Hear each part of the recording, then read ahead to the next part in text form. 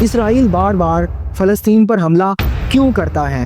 یہ صرف زمین کی لڑائی نہیں، یہ عقیدے، تاریخ اور خواب کی جنگ ہے۔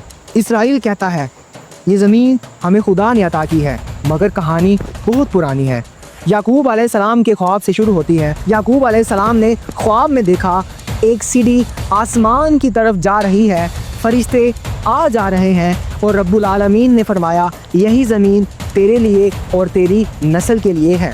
اسرائیل اسی خواب کو بنیاد بنا کر دعویٰ کرتا ہے یروشلم کا سارا علاقہ ان کی ملکیت ہے۔ لیکن سوال یہ ہے، کیا خواب سے زمین پر قبضہ جائز ہے؟ فلسطینی 1000 سال سے زیادہ عرصے سے وہاں پر رہ رہے ہیں۔ مسجد اقصی مسلمانوں کا پہلا قبلہ ہے۔ اب اسرائیل چاہتا ہے پورا کا پورا قدس ان کا ہو جائے بغیر کسی فلسطینی کے۔ دوسری طرف فلسطین کا خطہ ٹریڈ، جغرافیائی لحاظ سے بہت اہم ہے۔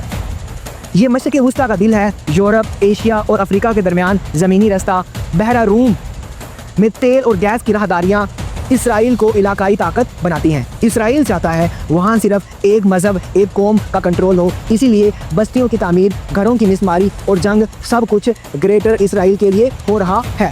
یہ خواب صرف یعقوب علیہ السلام کا نہیں بلکہ صہیونی ایجنڈا بن چکا ہے، لیکن دنیا خاموش ہے۔ اقوام متحدہ کی قراردادیں کاغذوں تک محدود، فلسطینی بچے ملبے تلے دفن ہو رہے ہیں، لیکن مسلمان حکمران خاموش، ان کی زبانوں پر تالے لگے ہوئے ہیں۔ کسی کی زمین امریکہ میں موجود تو کسی کی یورپ میں، کسی کی روس میں، یہ سب ڈرتے ہیں، یہ کرپٹ ہے۔ اسی لیے ہمیں آواز اٹھانی چاہیے، ہمیں اپنے حکمرانوں پر دباؤ ڈالنا چاہیے کہ وہ فلسطین کو آزاد کروائیں، کم از کم فلسطین پر ظلم ہونا تو بند ہو۔ شیئر کریں فلسطین کے لیے، فلسطین ہمارے انتظار میں ہے۔ سبسکرائب۔